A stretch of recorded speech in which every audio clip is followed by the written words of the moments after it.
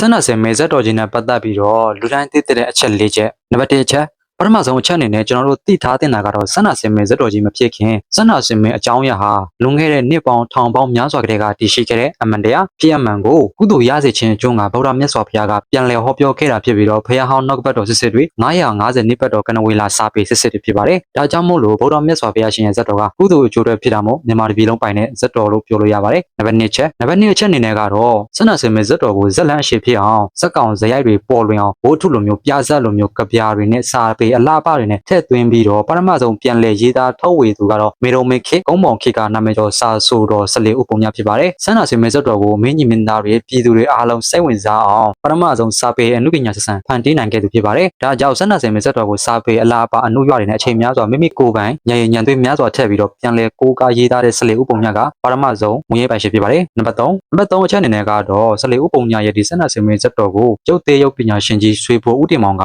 14ဥပုံများရဲ့အရေးသားစာပေအလားပါစကားလုံးတွေကိုမြင်ပြီးတော့အတန်ဆက်ထုတ်တက်ပြသွင်းပြီးတော့ပထမဆုံးဆန္ဒစင်မေဇက်တော်ကိုအနုပညာရတမြောက်အောင်အစိုးငုံဇလန်ဇက်ကွက်အတန်ဆက်ထုတ်နဲ့ပထမဆုံးတင်ဆက်ခဲ့သူဖြစ်ပါတယ်။ဒါကြောင့်ဆန္ဒစင်မေဇက်တော်ကိုစာပေကနေမြန်မာပြည်လုံးအတန်နဲ့နားဆင်လို့ရအောင်တင်ပြီးတော့အစိုးငုံရုပ်သေးရုံနဲ့တင်ဆက်ခဲ့တဲ့ရွှေဘိုတင်မောင်ကဉာဏ်ရည်ဉာဏ်သွေးများစွာထည့်ထားတာကြောင့်မလို့ဒုတိယဖန်တီရှင်မူရင်းပိုင်ရှင်လို့ပြောလို့ရပါတယ်။နံပါတ်4ချက်နောက်ဆုံးချက်အနေနဲ့ကတော့14ဥပုံညာရဲ့အရေးသားအလားပါတွေနဲ့ရုပ်သေးရုပ်ပညာရှိကြီးရွှေဘိုတင်မောင်ရဲ့ဇက်ထုတ်ကိုအနုပညာရတဆံပူပေါင်းပြီးတော့သေယုတ်ဆောင်ဇက်ကောင်ကိုလူအစစ်ထည့်ပြီးအစိုးအငုံအတိအခတ်တွေအပြင်အစင်တွေနဲ့အနုပညာရတပုံမြောက်အောင်ပထမဆုံးစင်ပေါ်တင်ရုပ်ရှင်ဆက်ဆံပြန်လည်ဖန်တီးနိုင်ခဲ့သူကတော့ဇက်သပင်မင်းသားကြီးမန္တလေးဦးသိန်းစောဖြစ်ပါတယ်။ဒါကြောင့်မန္တလေးဦးသိန်းစောကဆက်နာစင်မဆက်တော်ကိုပထမဦးဆုံးသေယုတ်ဆောင်လူသားစစ်စစ်အပြင်အစင်အစိုးအငုံစစ်စစ်တွေနဲ့စင်မြင့်ပေါ်ရုပ်မြင့်တန်ကြားမြင့်တင်ပေးနိုင်ခဲ့တာကြောင့်ခေတ်ရည်စီကြောင်းမှာနောက်ဆုံးမှုရဲ့ဖန်တီးရှင်လို့သတ်မှတ်လို့ရပါတယ်။ဒါကြောင့်950နှစ်ပတ်တော်ကနေစပေရတမြောက်တဲ့ဝတ္ထုတစ်ပုဒ်ဝတ္ထုကနေအတန်တက်ပြ